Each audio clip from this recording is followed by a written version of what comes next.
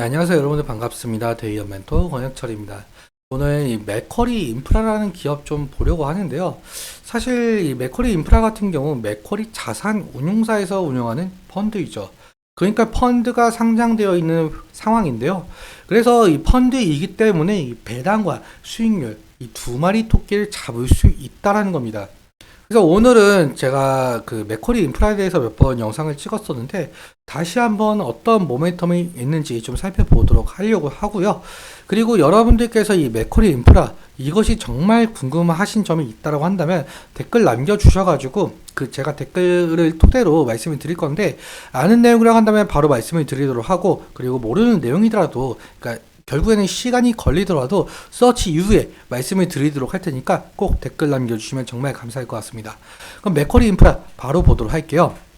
일단 맥쿼리 인프라 같은 경우 여기 나와 있는 것처럼 민간 투자법에 따라서 사회 기반 시설을 자산으로 한대요.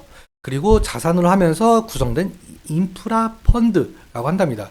2002년 12월에 설립된 아시아 최대 이 상장 인프라 펀드라는데 일단 맥쿼리 인프라 같은 경우 맥쿼리 자산 운용에서 운영을 하고 있죠.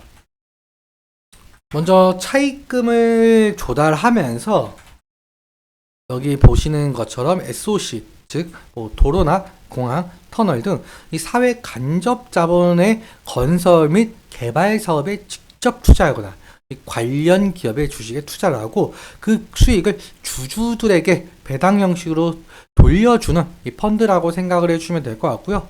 예를 한번 들어볼게요. 예를 들어서 이 서울 춘천 고속도로가 있으면은 이 서울 춘천 고속도로에서 발생하는 차량 통행료에서 수익을 얻게 된다는 소리겠죠.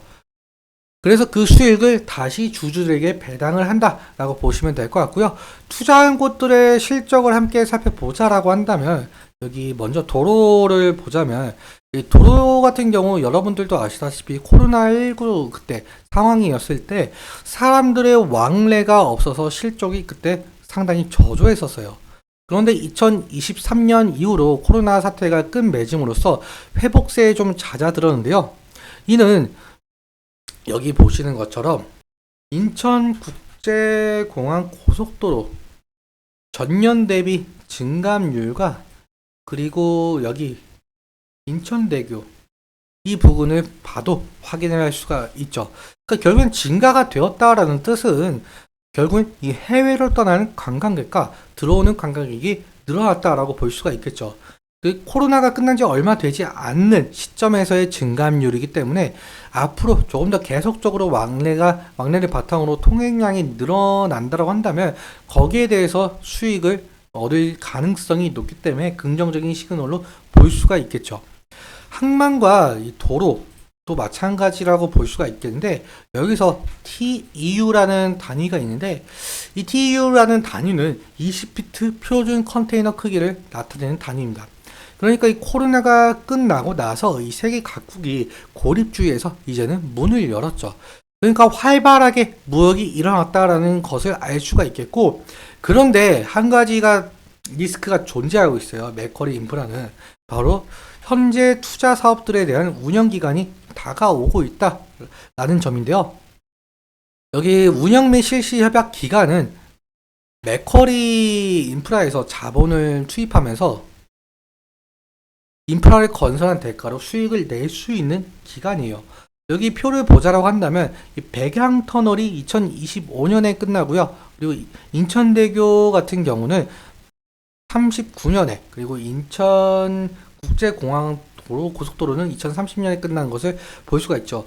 그러니까 종료가 얼마 남지 않았다라고 볼 수가 있겠고 해당 사업 종료 이후에 발생하는 매출 감소를 과연 어느 다른 사업에서 메꾸지 못한다고 한다면 주가 성장이나 배당 지급에 악영향을 줄 가능성이 상당히 높겠죠.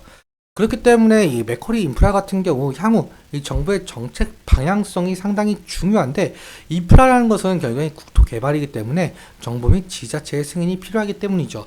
그렇다면은 2024년 올해 정책은 좀 어떠한지 살펴보자라고 한다면 여기 뉴스 기사를 보시다시피 현재 정부에서는 경기 회복을 위해서 사회 간접 자본 투자를 확대하겠다라고 한답니다. 그리고 민간 투자 사업은 상반기에 2조 7천억 정도 조기 집행하기로 했고요. 사실 물가 안정으로 금리를 올리는 것과 반대되는 정책을 좀 시행을 하고 있는데, 이는 통화 정책과 재정 정책의 차이에서 발생을 하고 있어요. 코로나 이후에는 통화 정책, 즉 직접적으로 자금을 풀면서 시중에 돈의 양이 늘어나 금리 인상 정책을 통해서 시중에 풀린 돈을 다시 줄이려고 하는 것이고요. 그리고 SOC 같은 경우 간접적으로 고용을 통한 소비 활동 촉진이죠. SOC 건설로 현재 피부 사태로 자금 유동성이 어려운 이 건설사들의 회복을 노리고 근로자들의 고용률 창출, 소비 촉진을 노린다는 것입니다. 그래서 현재 정부에서는 경기 활성화를 위해서 이 SOC 투자를 확대하는 만큼 맥쿼리 인프라도 사업 종료 이후에 다른 사업을 찾을 가능성이 있다는 거죠. 이러한 점 염두해 주시면 좋을 것 같고, 그럼 주가적인 측면에 대해서 어떻게 대응을 해야 될 것인가 말씀을 드려보자면, 지금 오늘 맥쿼리 인프라 같은 경우 지금 장이 끝나는데 보합에 지금 마감을 한 모습을 좀 보실 수가 있죠. 그리고 작년 8월부터 계속 상승을 했지만 결국에는 지금 올해 6월부터 좀 하락한 모습을 좀 볼 수가 있습니다. 일단 지지라인 같은 경우 우리가 어디를 볼 수가 있겠느냐라고 해본다면 이 부분을 좀 볼 수가 있을 것 같아요. 즉 최근에도 이 부근에서 아랫꼬리가 나오면서 지지를 해준 모습을 보이고 있고요. 그리고 과거에도 이 부근에서 지지가 일어났던 모습을 좀 확인을 할 수가 있죠. 그래서 이 지지라인 바탕으로 다시금 상승을 할 수 있을지 좀 지켜봐야 될 것 같고, 그런데 사실상 맥쿼리 인프라 같은 경우는 상승 시마다 이 차익 실현 매물이나 원금 보전 매물이 나올 가능성도 염두에 두셔야 될 것 같습니다. 일단적으로 맥쿼리 인프라에 투자하시는 분들은 보통적으로 배당을 바라보고 투자하시는 분들이 많지만 그래도 차익 실현을 할 가능성도 좀 염두를 해봐야 되는 거잖아요. 그래서 상승 시마다 이 차익 실현 매물이 나올 가능성도 좀 생각을 해주셔야 될 것 같습니다.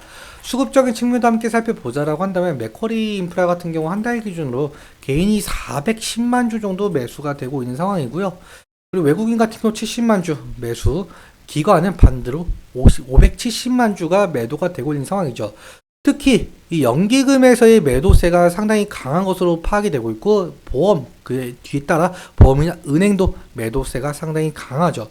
그래서 기관 같은 경우 지속적으로 매도세가 지금 찍히고 있는 상황인데, 일단적으로 이 기관의 매도세가 너무 강하다 보니까 기관에서 매도세가 이제는 매수세로 전환이 된다고 한다면 맥쿼리 인프라 주가에 어느 정도 긍정적인 영향을 끼칠 가능성이 높다라고 판단을 할 수가 있을 것 같습니다. 오늘은 여기까지 말씀을 드리도록 하고요. 그리고 여러분들께서 이 맥쿼리 인프라에 대해서 좀 궁금한 점이 있다라고 하신다면 꼭 댓글 남겨주시면 정말 감사할 것 같습니다. 그리고 오늘 말씀드린 내용과 차트적인 부분에 대해서 제 개인적인 견해가 많이 껴있다 보니까 여러분들의 주관적인 견해와 함께 투자를 현명한 선택하셨으면 좋겠습니다. 오늘도 시청해주셔서 감사하고 지금까지 멘토 권혁철이었습니다. 감사합니다.